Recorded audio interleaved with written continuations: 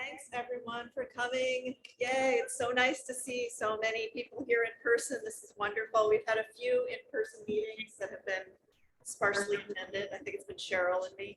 So this is wonderful to see you all here, and especially for this particular presentation, Jenna Tepper, who has been school counselor for 30 years and has also been a parent and has lived through adolescence and has a lot to share.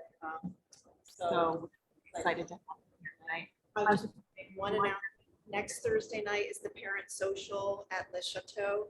If you can make it, it's going to be an amazing night. So we really encourage everyone to join us. And it's a fundraiser for John Jay Middle School. So, and the PTO. Okay. Take it away, Jeff. Thank you very much. Welcome. This nice turnout, especially for our first real meeting. We're going to have to live with that feedback. Well, okay, I'm going to keep going. Well, first of all, I want to thank Sarah and Cheryl for doing this. It's one of my favorite presentations. I get to, when I first started doing this, and my oldest guy was driving me insane. The adolescent angst. It was almost therapeutic to do this because I had to delve into Wolf's book a little bit more and say, how do I do this adolescent thing? And the one wonderful thing I can tell you is I'm supposed to be the expert, the middle school counselor, I messed up all the time. So it's okay, it's totally okay to go back and go to your kid and say, listen, I'm sorry about telling you I wanted to rip your head off. I shouldn't have said that. You know, it's okay to go back on that. But we're going to go over a lot of stuff tonight. I need to thank Nancy and Nancy Cogswell, who's retired, our secretary is retired, and Amy DeCrenza, who's one of the guidance secretaries. The content is mine. All the little fun, all the clip art and the fancy things and the nice displays and the cool, changes from one slide to another are all theirs. They're awesome. They're like PowerPoint words. It's great. I want to thank Carrie, Jeff, and Monica. They did the total look of this building. It's awesome. It's really a positive place. It's great for our kids. And honestly, I have to thank Dr. Wolf for this book. This book is awesome. It's very straightforward. It's very humorous and really takes you through what your child going through and what are you going through and what you do about it. So it's cool. We're going to go over that entire journey tonight. And again, presentation is, well, what is adolescence? Why is it important? And then how do we survive as parents when we're literally ready to lose our minds? Because they could drive you there very easily. Okay, there's the time for you to get with all. Okay, but okay, so moving forward. Okay. You see the fancy changes? They're great with that. Okay, so I usually start this with hello, my name is Jeff. I'm a recovering or maybe still suffering parent of an adolescent, actually 2 adolescents. It can be a little overwhelming at times.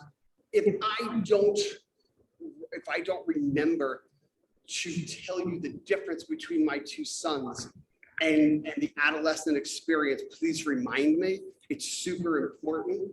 One of them I tried to survive. The other one I'm going to really have to work to push because he's too nice. Okay, so but it's a valid point. Okay, what is adolescence? It's a big pain for us. It's the theft of our lovable child. Okay, my Teddy tie that Grammy got me. I look at this tie and I see little Teddy at the bear by Bear Mountain State Park, and I go, so much fun. And you walk around your house now after you're at adolescent age, just a mouthful, and you see that picture when they're 10 or 8 or 6, and you literally long for that time.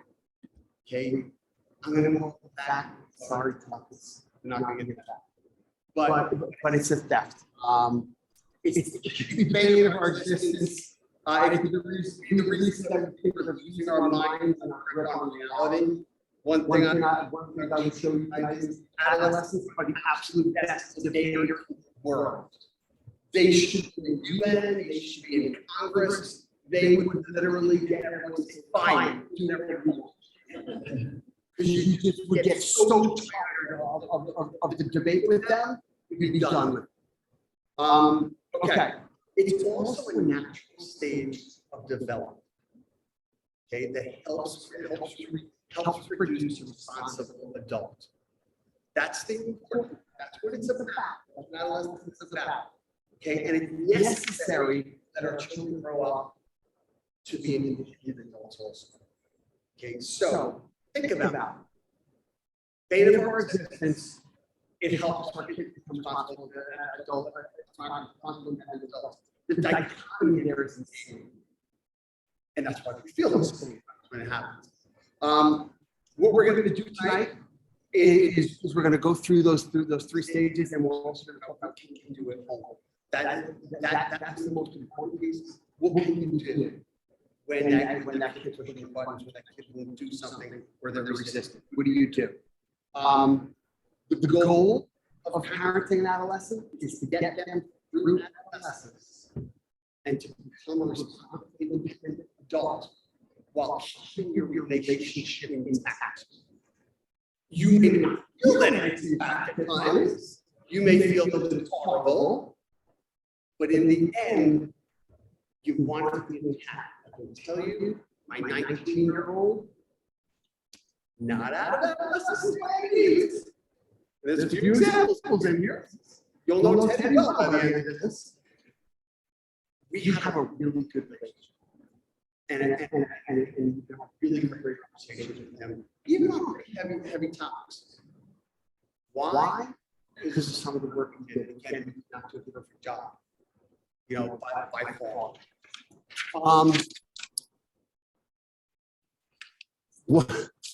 One of the things. I mean, they're great. I'm using a butterfly, mostly here, and they use that as the slide piece. I was thinking about this. Compare adolescence to a butterfly coming out of a crystal. Have you ever seen that happen? Even on TV, it comes out. It's really difficult for them to get out of it. Okay. But and they sit there and their wings are all wet and gooey and everything. That's your adolescent now. Kids tripping over stuff and can't walk because their legs and bodies are changing. Okay. But just like the butterflies, our kids can become those really, really incredibly beautiful animals. Okay, and times animals. But you look at the butterflies, that same way. Okay. So moving on. Lots to cover. What are our kids' experiences? They're experiencing immense physical and sexual changes and feelings. They understand concepts and abstractions in a very different way than they did as a child. Literally, in school, we say a sixth grader is very concrete. Here's the facts. Give me the facts. A seventh grader starts to produce abstract learning and abstract thinking, which is here's the facts. How does this affect A, Y, and A, B, C, and 1? Okay, they start to get that abstract reasoning going. So, as a kid, you said, no, you can't do that. Why can't you do that? Because the car doesn't start. As an adolescent, they say, well, I'm jumping. You have dad's car, or the neighbor's car, the abstractness comes in. So they're starting to think differently. They're experiencing a terrific drive to turn away from childhood and childish feelings. A childhood where parents kept you safe and took care of all your needs. Think about that. Become independent and on your own. But wait a minute, you're taking care of all my needs. Wouldn't you like someone now to take care of all your needs? Pay all your bills, go to work for you, everything else, all you have to do is sit there and play and have fun. But now, there's an immense drive to leave all that behind. It's pretty scary if that's where you think you're that person. They have this drive to be independent and do things their way. We just talked about that. They're caught in the tug of war between the short and the self and taking stuff. You're adolescent, eh? Sit on your lap. And the next day, let's you guys go to Mariah.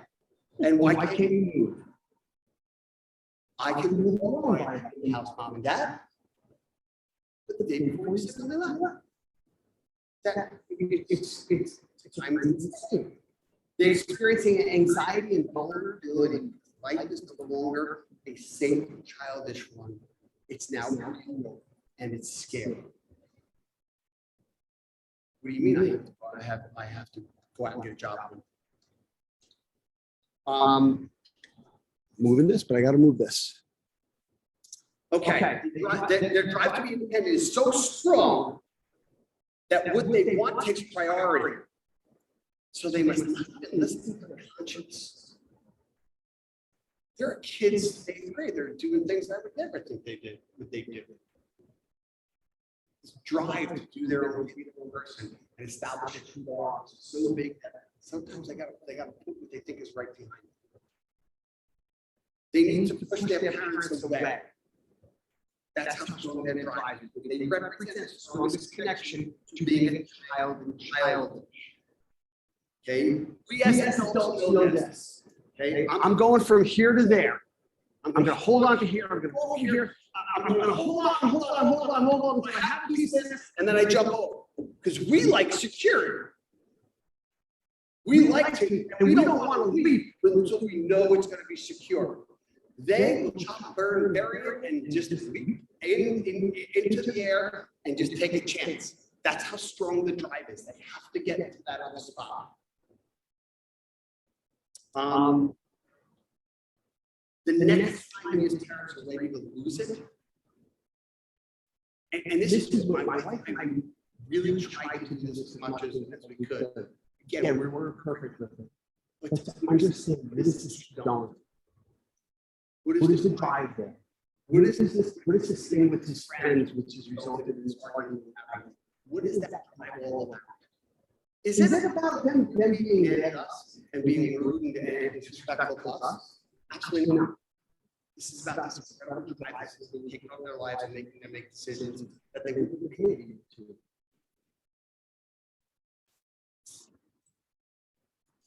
Okay, I love this quote. Martin Kutcher, who is a French teacher, Hanky Kutcher's husband, is a psychiatrist. I love this statement.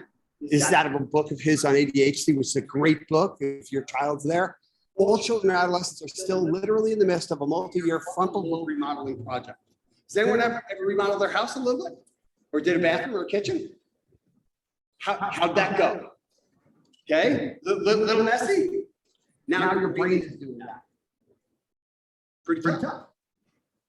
Pretty tough. And that doesn't stop until you're at 25. Your frontal lobe is not fully developed until you're 25. So your kid could come out, go through middle school, through high school, out of college, and still might make that decision. Irish kid just moved to Paris.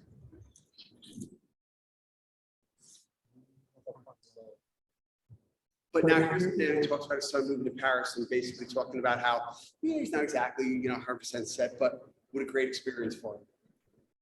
There's the positive piece. The one thing I want to keep coming back to tonight is the positive aspect. Look for the positives. When everything's falling apart and you think the way the chaos is happening, which is happening is positive. Time and time again, we did that.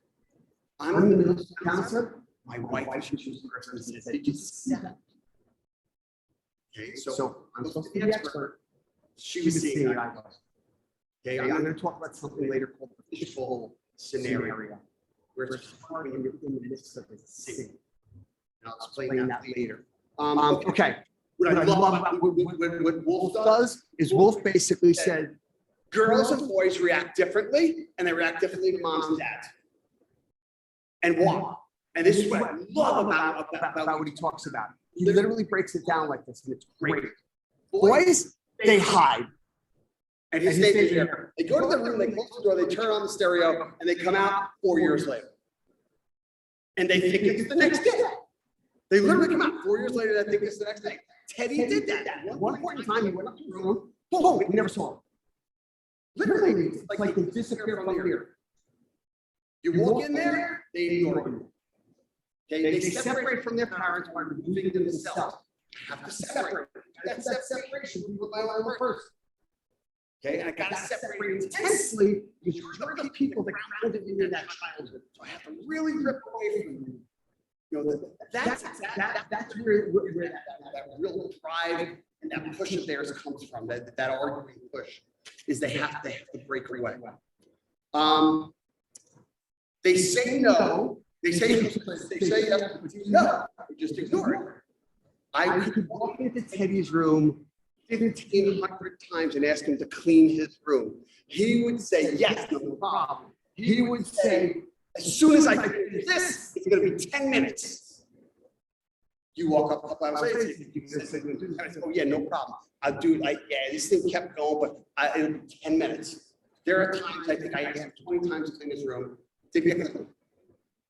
Okay, now here's the thing, as a parent, some of you might be seething right now. Absolutely no way, not in my house, not gonna happen. I tell you, you're gonna clean it. This kid's in this battle with you to get rid of you and become their own person. If you want a battle, we'll give you a battle. We're gonna talk about debate later.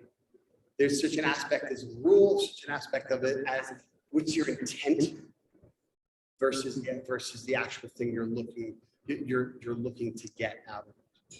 Okay, what would happen with Teddy was at some point in time when he wasn't home, I might go in his room and clean his room. The positive there, he came home and he didn't wig out on me that you messed up with my stuff. He allowed it. He actually enjoyed it. Then there were times where he actually took his room, I'd clean it like that, and then he would rearrange it.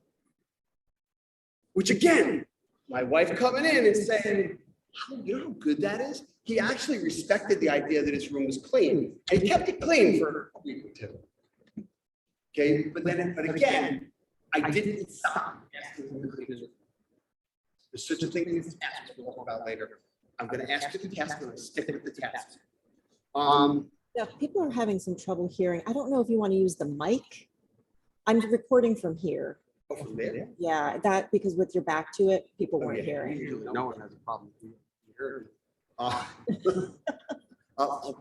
gonna try to be a little louder. Okay, thank you. Okay, they do not want their parents to know anything about their lives. Mostly due to their exploration of their sexuality. Okay, then we go on, they especially avoid their mother until they're comfortable with their sexuality. Wolf has a great example. A mom sitting, a kid sitting in the family room, mom walks out of the kitchen, walks through the family room, just walks in, doesn't say hello to the kid, doesn't say anything, walks through, and the kid literally goes, oh, gets up and walks out of the room. And she looks back at her husband and says, what did I do? I didn't even talk to him. He's so annoyed I didn't even talk to him. And again, I love about the book. He says, when I sat on your lap last year and you rubbed my hair or patted my back, now I want someone else to sit on my lap for a totally different reason. It's a feeling of sexuality. I can't do that. There's too much of a dichotomy there. I can't sit on your lap. I can't have anything to do with you. Okay? And it doesn't even need to be a heterosexual relationship. It could just be the fact of I'm so close to you, and now I need to move out. I'm stuck. The good thing is with boys, as soon as they've resolved that, and they're good with their dating life, all of a sudden you walk in, and my son did this with my mother. He walks in and goes, hi mom, what are you doing? I'm sorry, who are you? You're not my child. My child doesn't talk to me, or he comes up with something rude. So again, I love why are they doing it? They just mom, they communicate with dad. A lot of times it's kind of like trivial sports kind of things. Hey, you believe they traded so-and-so? It's trivial. I can tell you from experience, I'd get into a conversation with Teddy, and the conversation would lead to something else, maybe about his schoolwork, and it would go south. I'll have a relationship with you, I'll have a conversation with you, but it's gotta be kind of base level. So I learned from that and said, okay, at times he's okay to have that conversation. I'll have to take his lead because I don't want to debate with him. That we get into a battle and neither of us are happy at that point in time. They become lethargic and tend to do nothing. Drives us crazy, absolutely crazy that they're just sitting around. They are good at sleeping, lying in bed, using technology, which is veggie now. It's like, no, what do you mean? Why are you a productive member of society? That's not supposed to happen. Okay, I read the book of boys in Wolf's book, and I went, oh my God, that's my son. 100%, that's my son. Like when you read the ADHD book, and you go, oh my God, that's my kid. So moving forward, let's jump to the girls. They're really exciting. Girls are really exciting. It's fight or flight. You know, we always go back to that fight or flight. Girls battle. Wolf's quote, whatever my parents say, I will shriek at it. I will do the opposite of it. I will disagree with it. You say it, I'll yell at it. Okay, and it was funny. We don't see all that much of it. We see the boy stuff in 8th grade in school. We don't see the battle in school that much because I think it's socially inappropriate to do that in school. I'm going to get in trouble, so forth and so on. Even though I'll do that at home, we don't see as much of that at school. The boy piece we see. They're just doing something, and you look at them like, where'd that come from? Okay, so I will try to get away with anything. I will lie and sneak if need be. Some girls have a good relationship with their dad. And that's because of the next line, which is girls tend to fight more with mom because they tend to have a tighter relationship with their mom. So I have to even fight more vehemently to separate from you. We look at it like if I have a 2 times connection to you, I got to fight 2 times to get rid of it. If I have a 10 times connection with mom, I got to give you 10 times of the grief because I got to break away from you. I have to get out of it. Girls argue more than boys. That goes without saying. The fighting does serve. The fighting does serve to keep them connected with their parents, thus making them feel secure. When I wrote that line, I reread it. I went, what? What do you mean you're going to fight with me? Feel secure? Have you lost your mind? And adolescents have the whole frontal lobe, building going on, and they do. And I love this part that Wolf talks about is I have to get rid of mom and dad, and I have to go out and find out who I am. But at the same time, I do want to be connected to you. I still want some of that security. So what do? If I fight with you, I'm still connected to you. In marriages, that's what divorce lawyers are for. Okay, but adolescents, no, I'm going to fight with you. That gives me a connection. And you can see some of the logic there. I'm still connected with you. But we're sitting there going, I'll skip on that connection, please. Girls can have it both ways. They can have a dependent, they can keep their dependency going via their contact with you through arguing, and yet be independent, where boys separate and go to their room. They kind of lose that connection a little bit. I've heard this from parents over for 30 years now. Monday, my daughter got up, went to school, kid gave me a kiss, walked out. Tuesday, my daughter got up, said, leave me alone, walked out the door. It's girls, they say it's like a light switch.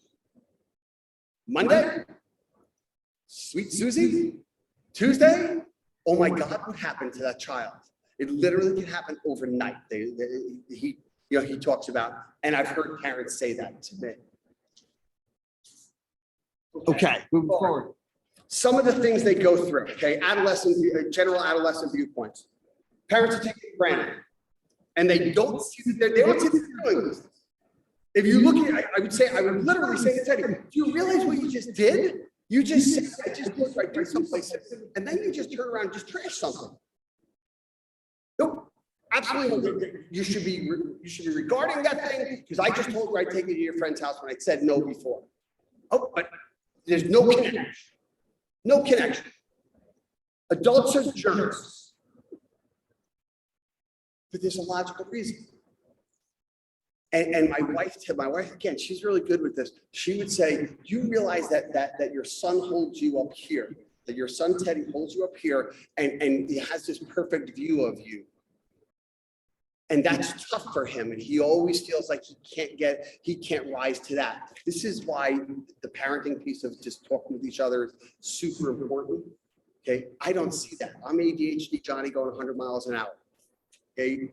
Now, okay, if you, my parents, is jerks and I mess up, that's okay. Because my parents, who I view highly and I hold up with some esteem, they're not. So I can be not perfect in this crazy world I'm bouncing into and playing. Okay, and that's the key thing. I'm playing with this thing. It's scary. If I know it's okay to mess up, I'm better. I'm good. But the people I hold high, I've got to knock down at that pedestal. Parents are embarrassing. They need to think this to separate from us. And oh my God, it's awesome working in the middle school. One kid comes in, walks up to mom, gives mom a kiss on the lips, and it could be an 8th grade boy. The next kid comes in and they're running to hide from their parent. Literally, I've seen the and the dichotomy is awesome working in a middle school. It's a great job. It's you get to sit back and see all this wonderful stuff happen. And then you're asked to intervene. Then the work comes in. Friends are everything. Absolutely everything. Okay. Why? Who am I going to pick? Who's my group of friends? Who am I going to hang with? Who do I identify with? Do I identify with those theater kids or those jocks or those goth kids or those? Who do I identify with? I'm finding that out. Pretty scary. I don't know where I'm at. Okay. One of the things I do with kids who might be struggling socially, struggling academically because of social things. I've actually walked outside of school. And we said, what does that say? John Jay Middle School. And I would say, okay. Look, what is the last word said? School. When they change it to John Jay Social Club, I will never bother you again about not getting the grades you're capable of getting. But I don't think the board has been talking about that lately. So you're still in a school, you still got to focus on the reason you're coming here. We'll have that conversation. They must connect. They struggle to see past now. Adolescents developmentally live in the here and now, this very moment. And some of you go, what? I sat with my kid the other day and said, I'll buy you a motorcycle if you get it away. They're not stupid. Of course they're going to say, yes, great, motorcycle. Yes, good. I'm in. Where do I sign? And here's what I hear. I went to my math teacher and I asked if I could do some extra credit. Because if I get all A's, I get a motorcycle. And I'm like, wow, that's really cool. I want to live in your house. I want a motorcycle. Well, where are you? I got a C, I got a couple of B's, and I do have a couple of A's. But I asked my teacher to see if I could do extra credit, and she said, no, extra credit it's extra. You haven't done the things you're supposed to do. When is the child doing that? About a week before the grades come out. Because the teacher said, this Friday, the trimester ends. They knew it, they agreed to it, but we're living in the here and now right up until about a week before. Now we're in the here and now. Now it's time to basically go say, wait a minute, I made a deal. Can I make this work? Okay, and that's developmental. You can't change that, I can't change that, we can't teach them new things. We can help them to do some organization, maybe they'll get a better understanding of that, but that's how their frontal lobe is working presently. Moving on, okay. Parenting an adolescent. What is it like to be the parent of a teenager? It is to do what you think best, when really you have no idea what's best. At times you look at it, I don't know what to do. I'm bamboozled. What do I do? Okay, it is to ride out the storms and be back again the next day. I'm going to keep coming back to that over and over and over again. That is the most critical piece, is to send the message to your child that I'm in this, you're my kid, I love you, I'm going to love you today, I'm going to love you tomorrow. I don't care how rude, how disrespectful, how whatever, I'm still going to be there. And again, it's to be back again, to be back again. It is to love a child who does not seem to want it, to a child who 5 minutes ago seemed to deserve a punch more than anything else. When I put that in, Amy DeCrenza was like, he was doing little things for me and found a really cool clip. And she goes, yeah, if you know Amy, why she goes, you sure you want to leave this in? And I said, Amy, it's a quote from Wolf's book, and I'm going to tell the people that for about a year and a half, from the time Teddy was in the middle of 9th grade through all the way through 10th grade, I think almost every day I wanted to punch him right in the head. I didn't, and I need to tell you as a professional guidance counselor, please don't hit your child, okay? But the one thing I know from counseling is emotions, we shouldn't act off of our emotions, but we should look at our emotions and say, what are they telling us? I'm really frustrated. This kid's really put me over the edge. Okay, let me go back to the things I read, the things I learned. What do I do here? The emotions should fuel actions, not lead directly to actions. Okay. Amy was still not happy that I left that in. And if you know Amy, you understand why. Okay, parents do 2 things for our kids. We give them roots, then we give them wings. Here's what you do when you give them roots. Your child's a little, take them out, you introduce them to different people, they see grandmas, they do this, they do that. They understand that the world is a safe place. And when they hear the crazy news story about some serial killer or some horrible thing going on in some war in the Mideast or something or other, they learn from you and the things you gave your child that life is a secure place and people are basically good. And you can trust the world and trust people. That the majority of the people in the world are good people. That's the roots. That's the security you give your kids. The next thing you have to give them is wings. And as adults who like to have a little control of our world, that's pretty tough. I'm going to give my kid wings. I'm going to let my kids go out on their own and do their own thing.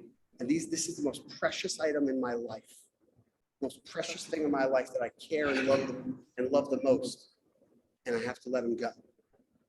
And I have to encourage them to go. Pretty scary. Even my 19-year-old that owns his own sneaker store in Danbury that got broken into and everything else, I still gotta let him go. I still gotta let him do his own thing. If I come to his rescue, that doesn't help. And that's tough. That's tough as a parent to not do that. To not jump on the phone and talk to the teacher about the F that my kid got. What I say to your kids, go talk to your teacher, tell me what the teacher said. I need them to take it on, them to be independent. We need to accept that our kids need to grow up and we have little control over this. Today's society, media, phones, stuff like that, it complicates the world for us and for them. Okay, let our kids take on their day-to-day responsibilities. That's what I was just saying. Okay, I have kids come in every so often, more than every so often, about a grade issue. I said, well, what are you getting in the class right now? I'm not sure. Okay, well, you need to go talk to your teacher. Go in extra help. And then my job becomes helping to brainstorm with them how to do that.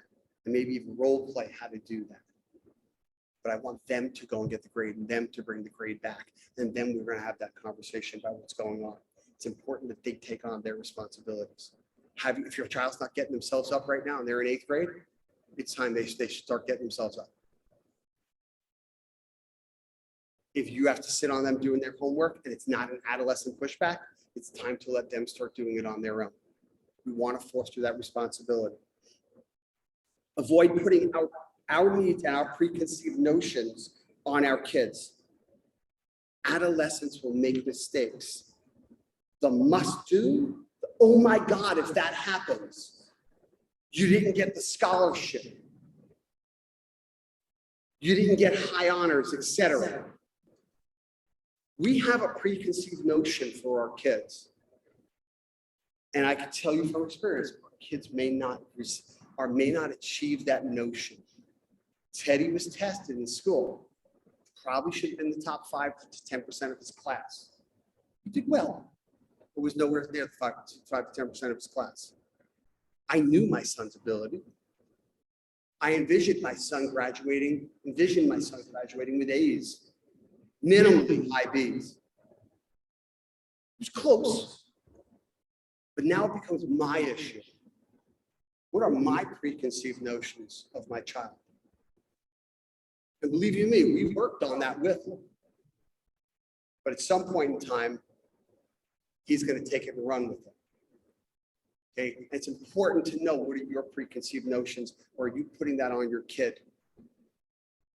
And that's not what your kid's going to do or wants to. Maybe it's playing a sport and they don't want to do it. Keep everything in perspective. Not everything is a tragedy or a catastrophe. Now, some of you may challenge this. My wonderful child, Teddy, in 11th grade, did a bonehead move. Nothing egregious, got suspended for 5 days. I'm a middle school counselor who works in a school. I wanted to put my kid's head through the wall. I would never do that with one of my students in school if that happened. I would support them and I would counsel them and I would work through that with them. Okay, that's the fishbowl technique, but I'll get to that later. But what's important to share with you is my initial thoughts and feelings. This is devastating. He's done. He's finished. He's a pariah. My child's damaged goods.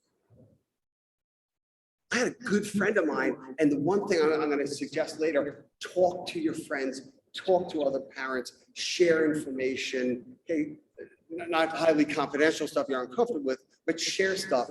Because I talked to a buddy of mine and I was saying, oh my God, I can't believe this. And my good buddy, guy I coached with for a long time, literally talked me off the edge.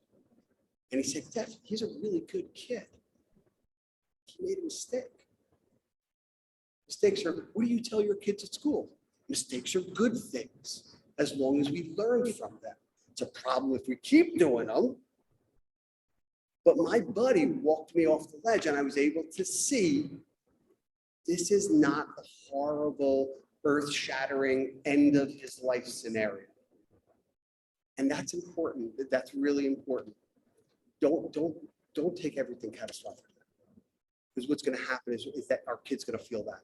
And we're going to beat up on our kid. Accept our kids for who they are.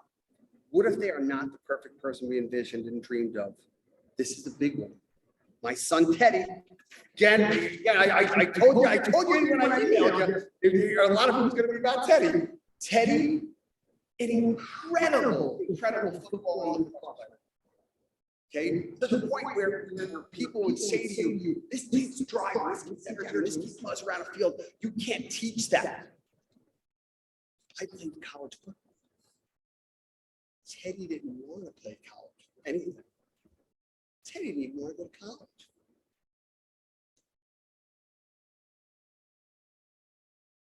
What's my preconceived notion? Did I have a dream of Teddy going to college and playing? By all means. I have had the conversation with him about my fear is you're going to wake up when you're 30 years old and say, I could have, I should have. That's my fear for you, Tim. But whatever you want to do, I'll support. Okay, again, Teddy's a great conversation in what we're talking about. Okay.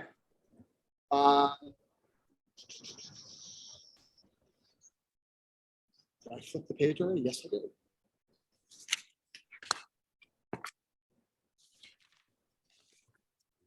I flipped that page, but I did not flip this page. Okay. After all that, what can I do at home with my adolescence? Part of that depends on what your goal is.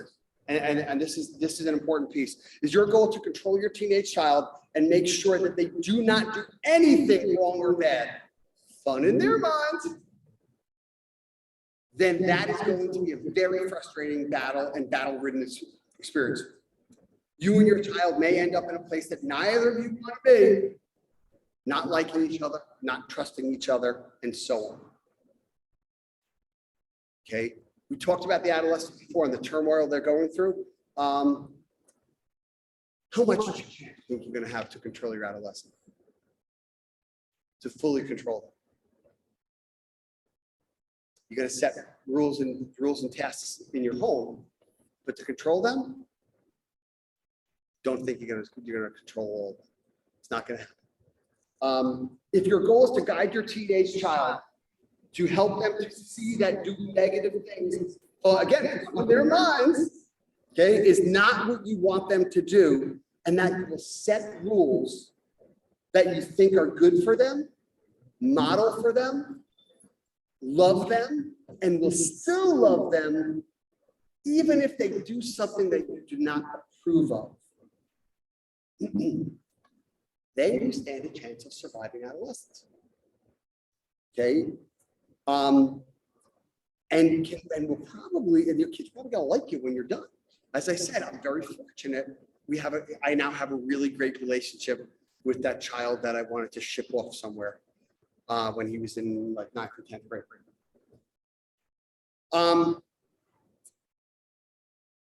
The one thing my wife wanted to do, and we really tried our best, we did not do it all the time, but whenever we needed to talk to him about a situation where we were calling him on doing something or saying something, the one thing we tried to really start our conversation with, I'd encourage this, it's not something, it's just something I was thinking today, so it's not in the PowerPoint, which you all have access to, is when we went up to talk to him about a situation where it was like, or you just said BS on that, you know, we started with saying, we love you very much.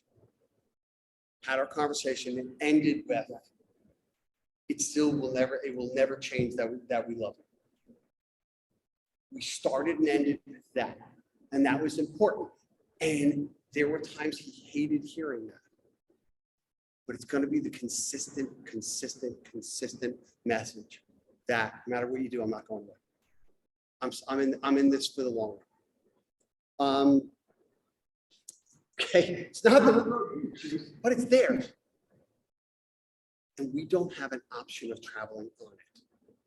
That's an important piece. It's their adolescent road, their path to being an adult. We don't have a choice. They're going to do that. Unless you want to lock them up in the bathroom, you know, lock them up in the basement and put on their 5-year-old clothes, which don't fit. We can't do anything about it. Teenagers don't want to overthrow the system of parental control. Okay, your teenagers not doing the things that they do with malice or to ruin our lives. They are just trying to be the independent youth that they want to become. Okay, parent concerns help kids know they are not alone. Okay, so that's staying the course again. And the point of this slide, they're not looking to ruin your lives and give you headache and get a phone call from school about something going on. They're just trying to be independent people. Okay, and by you showing concern, by sticking to the rules and the tasks that you set out, whether they abide by them or not, shows the concern, shows the connection. And that's big. Now, strategies at home. You just talked about what they're getting through and all the issues that come up for you. Wolf does a great job in his book of talking about this, which is awesome. And in his book, if you just even read, if you pick up the book and you read the summary at the back, it's really, really informative. You know, then you'll want to go back and read the whole book. Okay, rules are given to and tasks are assigned to teenagers. They need boundaries, but will verbally and in every way and in everyday life resist and buck them. You still give it to them. Homework should be done, all your homework should be done every day. Your room should be cleaned, okay? Teddy started, let's see, how old are you in ninth grade? Yeah, about middle of ninth grade. He's around 14, 15, he's 19 now. I'm still telling him to clean his room. It hasn't gone away. The other day I walked in, his room was cleaned and rearranged again. There's no longer a bed frame. That was in the hallway. Be nice if that was in the attic, but that was in the hallway. But wait a minute, he cleaned his room on his own. And at times he has done that in the past. The task and the rules don't go away. They will break the rules and not complete or even start the task. I told you 15 times in a day. Teddy, clean your room, Teddy, clean your room, Teddy, clean your room, clean your room. Swore on a stack of Bibles he was going to do it. When the rules are broken, we must confront the breaking of the rules with relaying our disappointment and re-emphasize the rule. The rule remains in place. Okay, we don't fight, we don't punish. That's the rule, that's the expectation. Okay, the one thing I will pride myself on is the whole room cleaning thing. I think I only lost once or twice on that. I think I was pretty good with that, with the consistency of that. And I'm sorry, you know, now at 19, I'm starting to see a little bit of that coming around. Punishment or consequences don't usually work and will create animosity, arguing, and a negative connection. Okay, this is someone who wants to battle. So you're going to punish and give consequences? And there are times where consequences are appropriate. A 5-day suspension, even though it's joking around, there were consequences to that. Okay, that's a little too up here. It's not here. That's not cleaning your room. That's up here. There was consequences to that. Okay, I'm not saying that there should never be consequences. Okay, but the long and short of it is if you want to battle, choose what you're going to do. And a lot of times, punishment and consequences and a fight are not going to work. It's not going to get to the point, not going to get you and your child where you want them to be. Stay with the rule or the task, even when they are disliked and disobeyed. This is strong parenting. You do it calm, you do it consistently, and you do it quietly. Okay, the best example is, well, let me just see the next line, and it's a really great example to combine the two of them.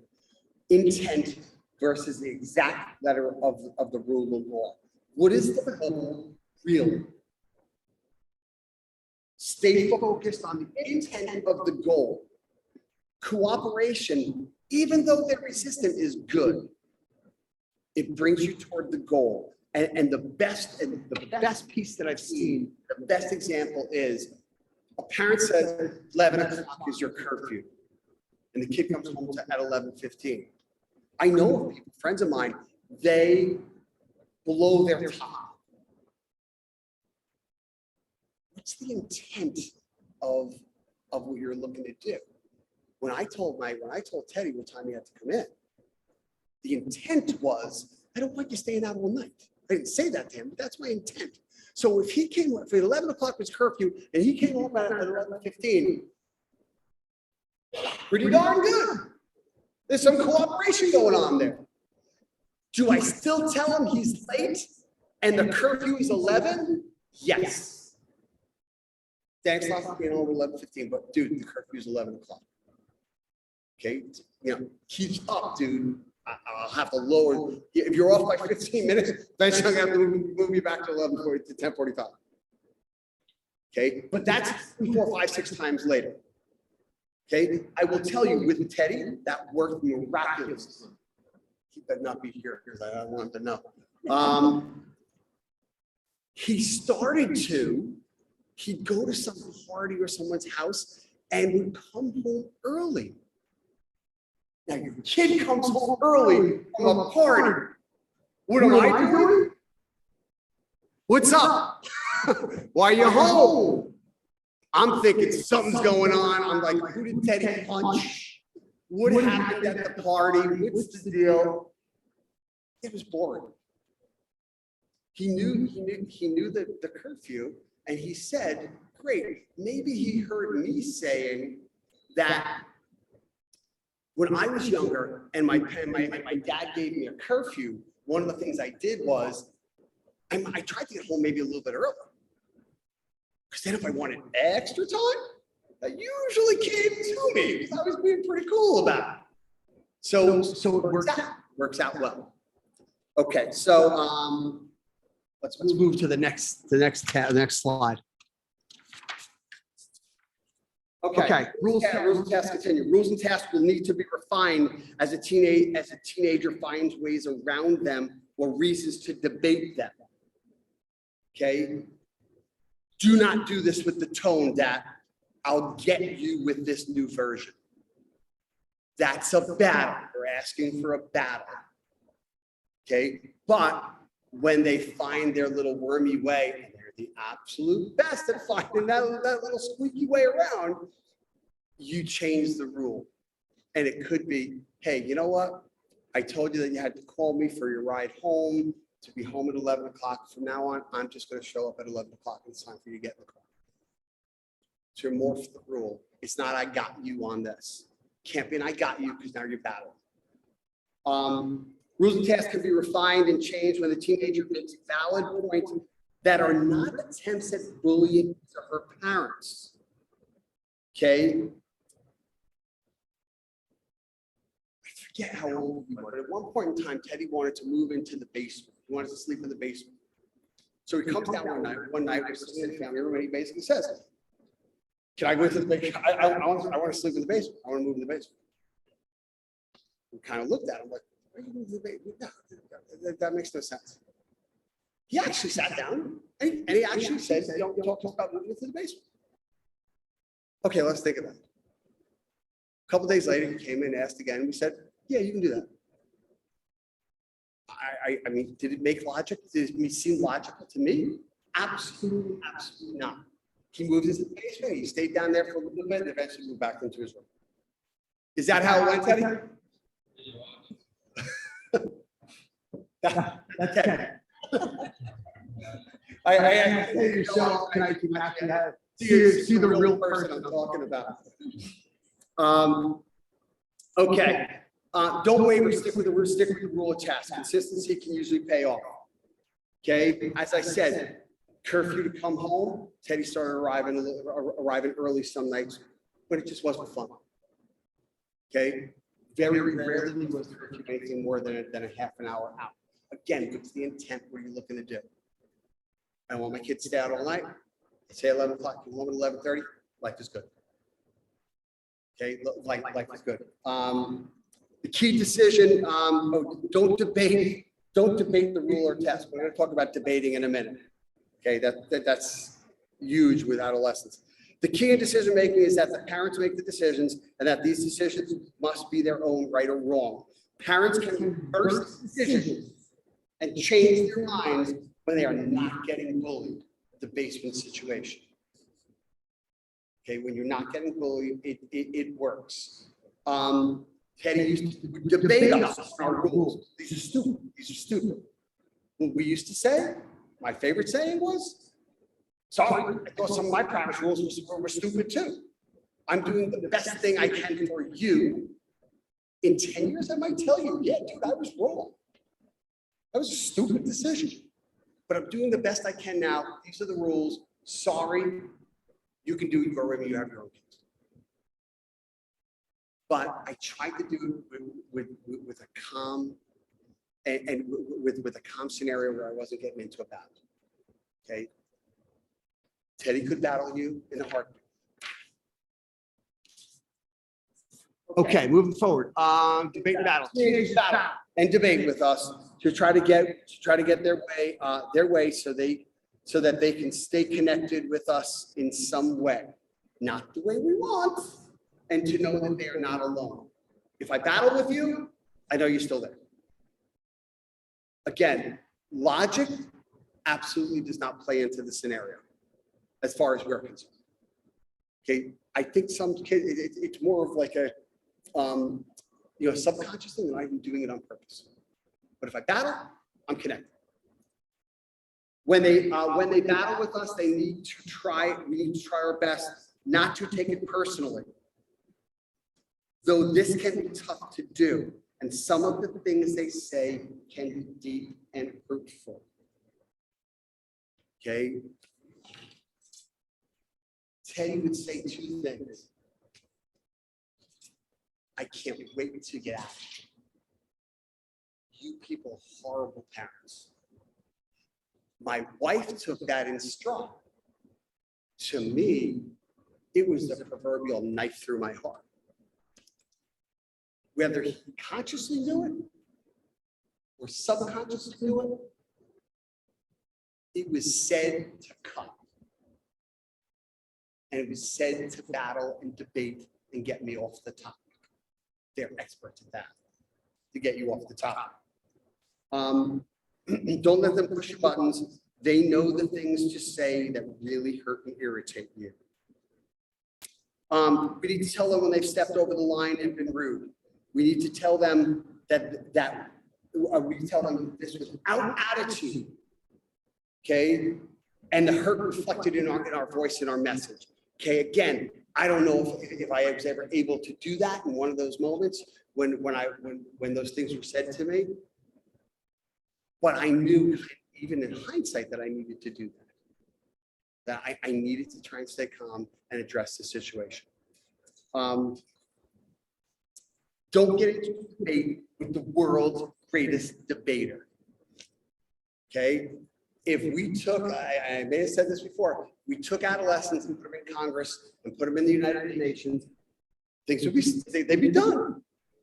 Because the people in charge would say, I don't care, whatever you want, just stop talking. Just stop debating, please. You win. Okay, they're experts at it.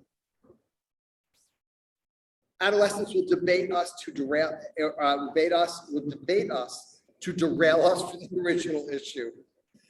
So here it is. We're talking about you coming home late, and the next thing we know, we're back on schoolwork. And we have a debate. Sam storms up to his room, or she storms up to his room, and you're sitting there confused again, thinking you've lost your mind. Going back to slide 2. They just got out of the conversation. They threw something out that was short battle, schoolwork. We had a battle, we had a debate, done. Okay, I've been people in my life, I'm a big guy. How many, I would never do this. How many of you would do this? If you were given an opportunity to a boxing ring tomorrow with a heavyweight boxer, would anyone take that up on? Why would you debate with an adolescent? You might as well box with a heavyweight. They're good. They're really good. Okay, I do that all day, and I have fun with it, but I do it all day. Okay. Okay. Moving on.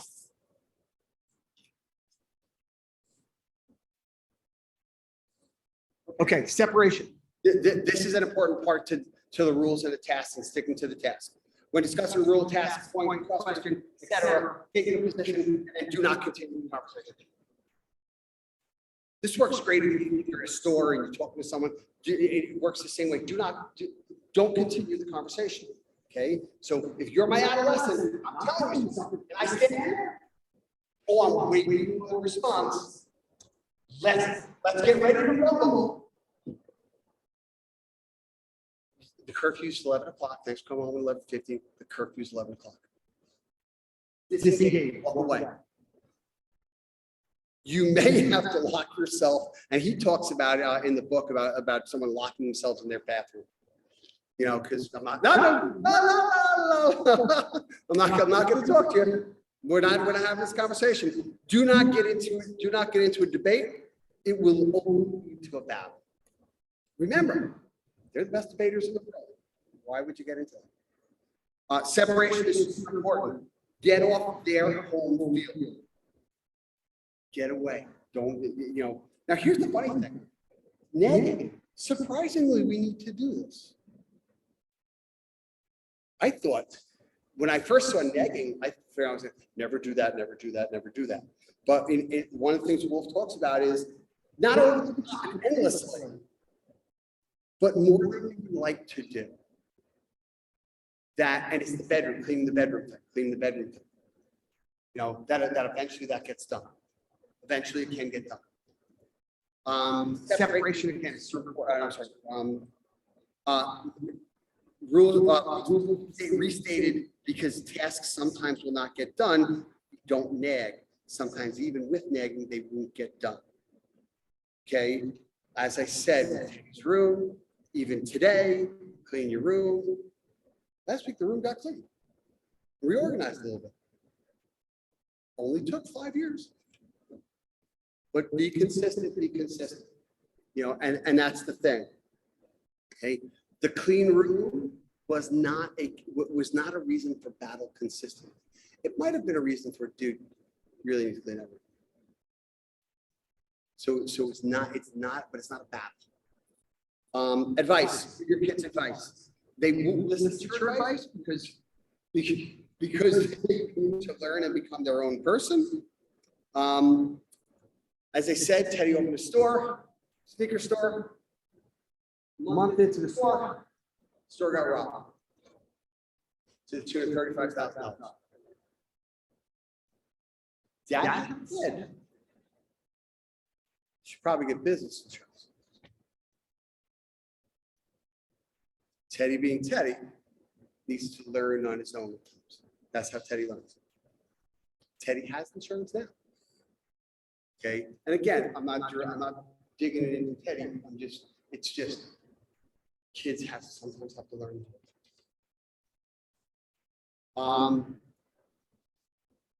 Give the advice any way they may use it.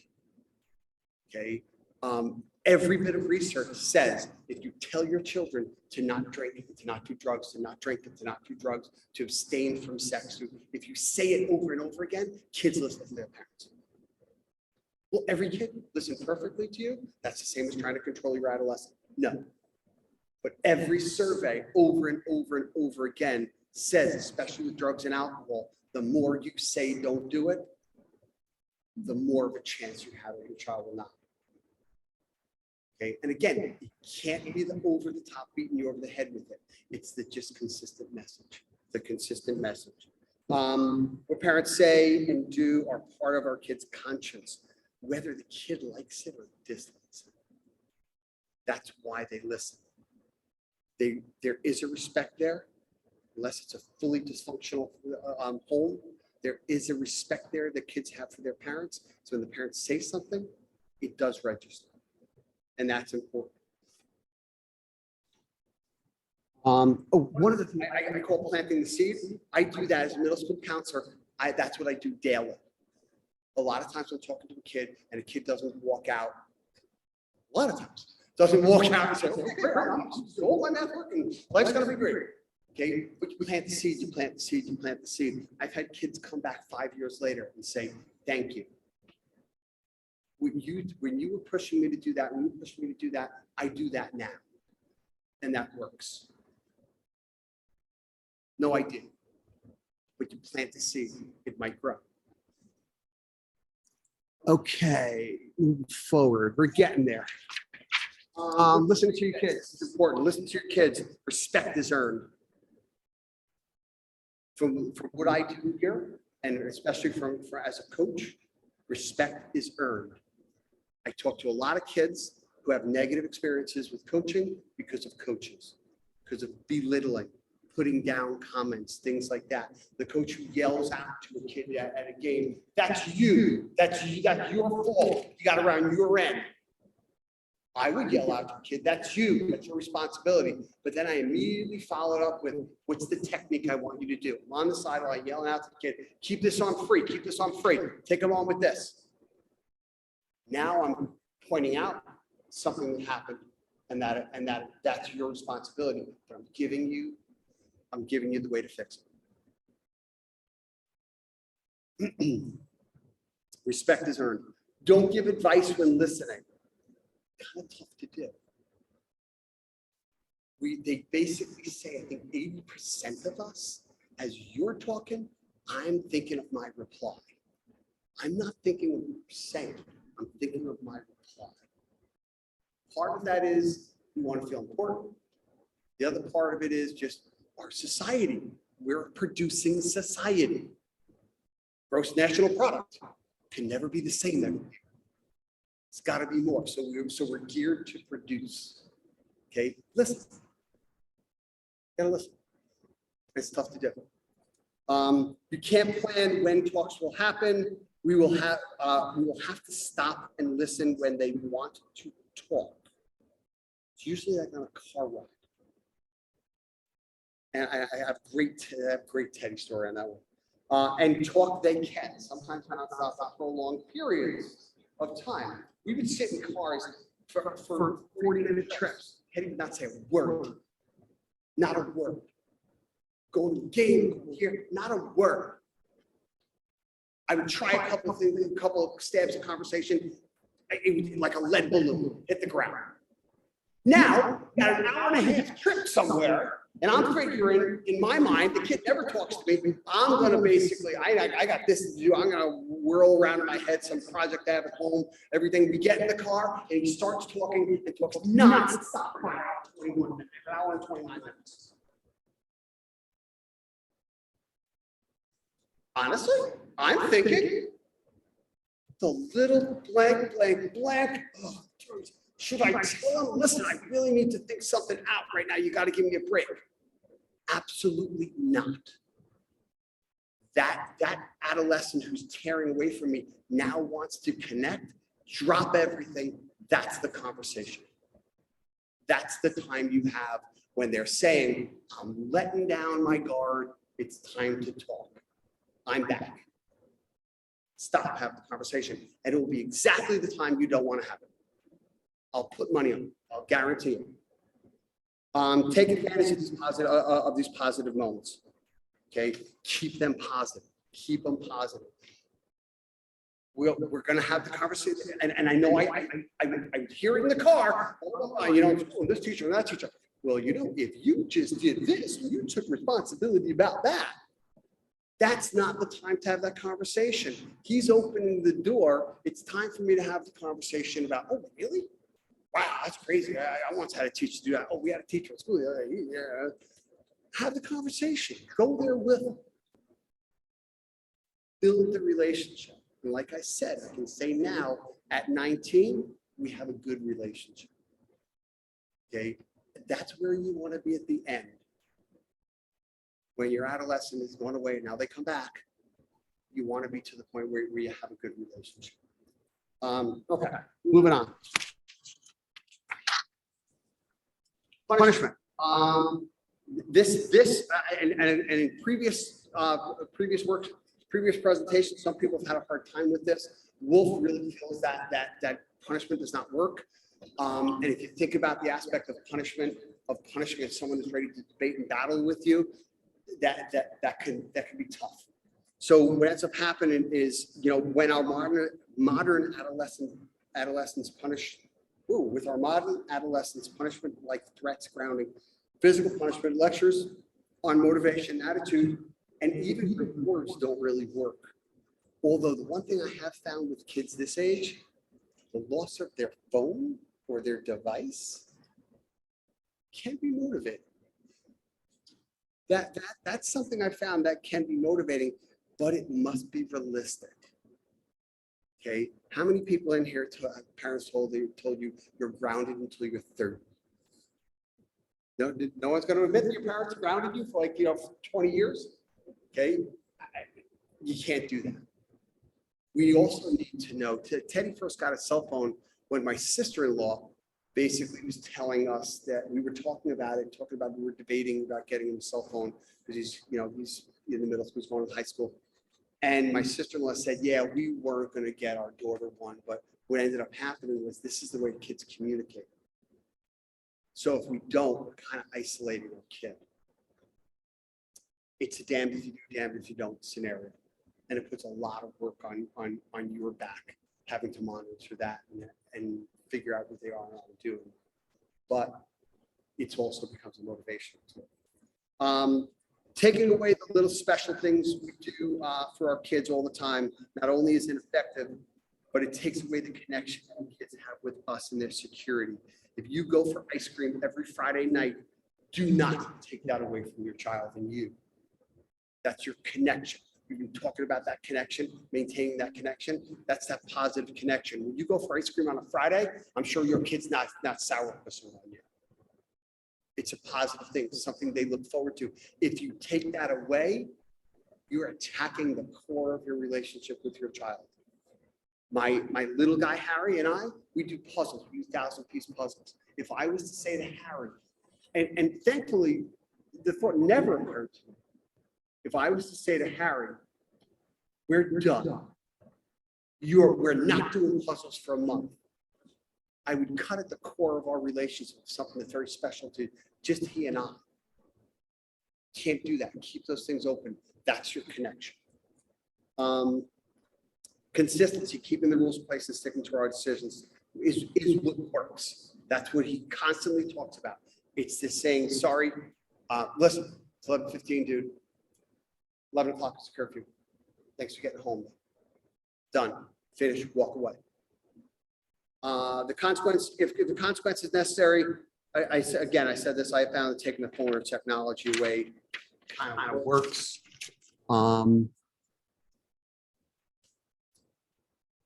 Okay, some recap stuff. Stay calm and focused. Don't overreact. Quiet, calm, consistent. Remove yourself. Take some deep breaths. All the things that we would tell our kids to do.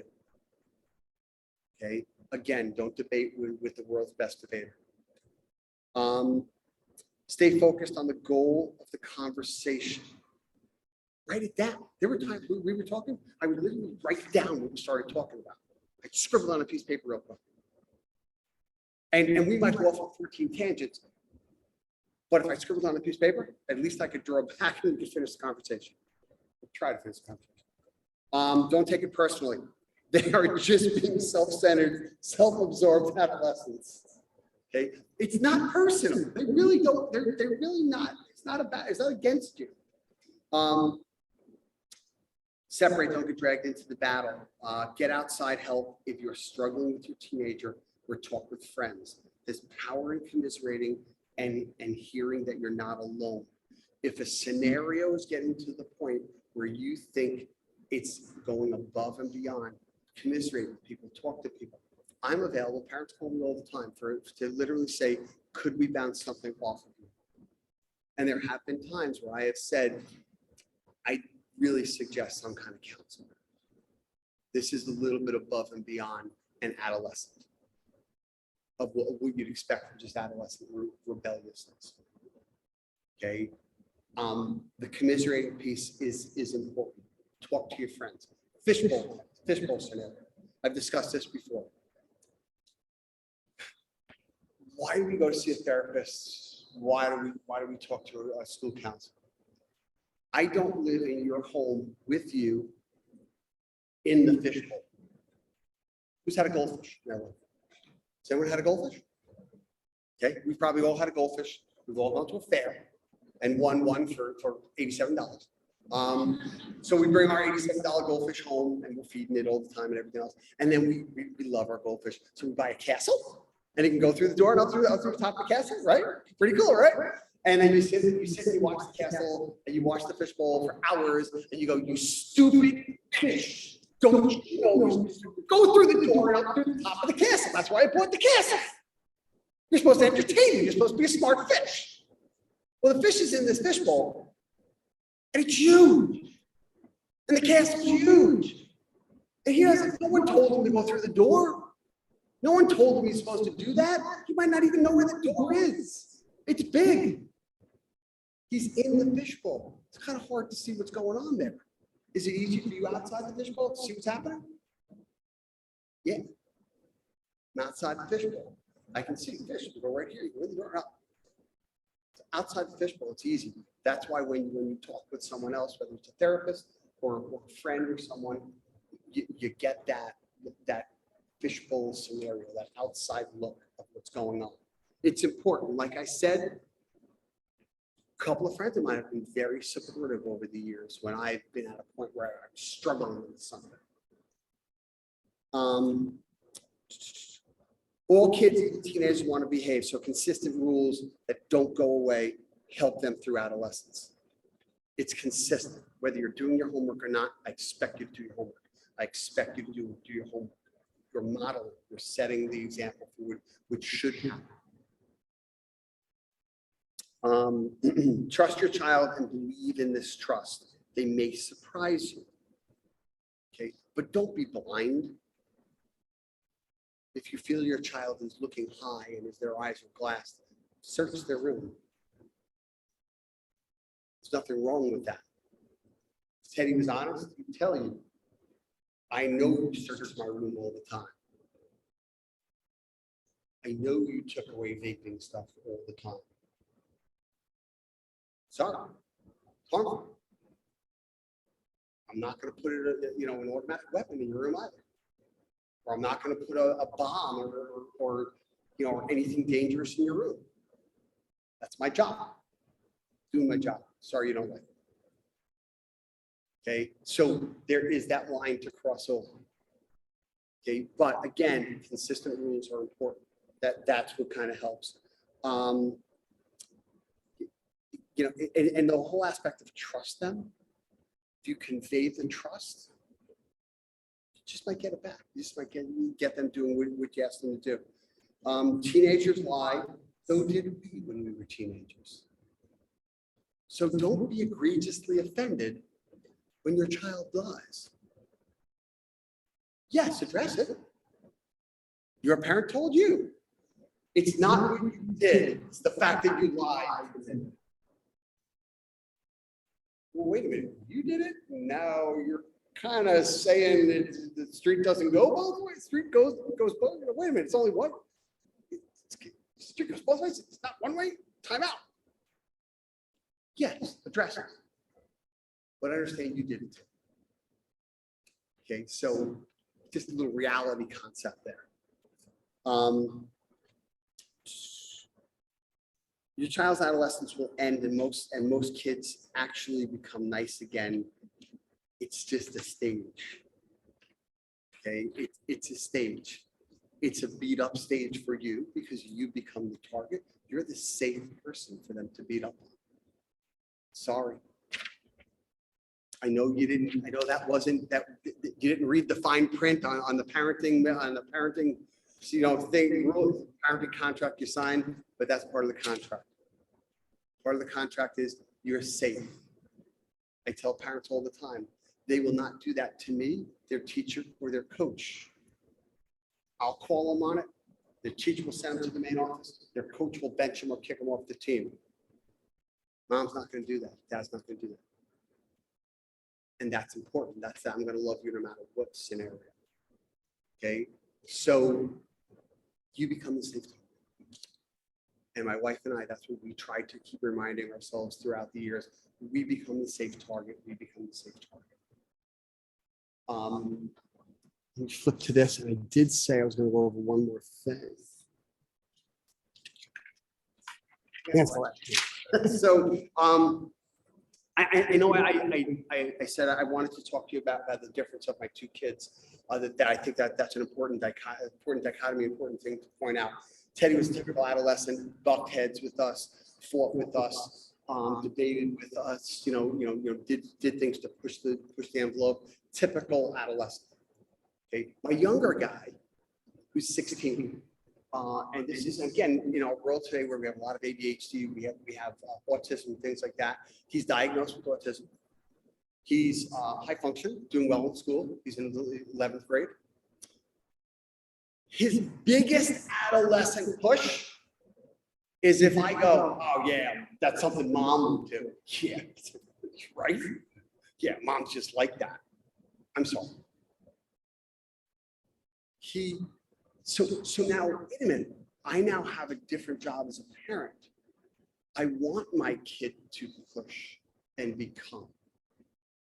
I don't see the push and become. I don't see him stepping out. So now it becomes my job to give him roles where he can do that and give him places where he can step out and become who he's going to be. it really gives us a whole nother perspective. What is adolescence? That breaking away from the safe mom and dad and becoming a person, becoming a responsible and independent adult. My younger guy's not doing that.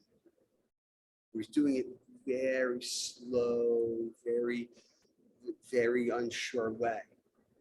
I now have a harder job, which is to now help him do that. I have, and that's something I have to do. And we're in the process of doing it. I can't give you an answer on exactly how we are doing. We're in the process of figuring that out. So again, understanding adolescence, well, that just gives me a whole different task to do. Okay, part of me would like the yelling, that works out. Okay, in truth, what really matters is not whether you are able to perfectly control your teenager, but whether you hang in there through every tough time and come back for more the next day. Okay, it's the bruised and bloody, but I'm still in the battle. Okay, I'm never, ever going to give up. And that's the most important piece for that. Any questions? With all this heavy stuff I hit you with.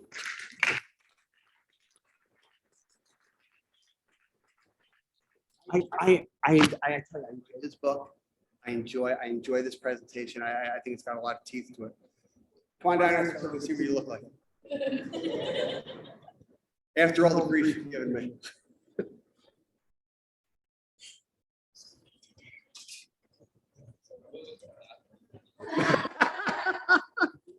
No, you were.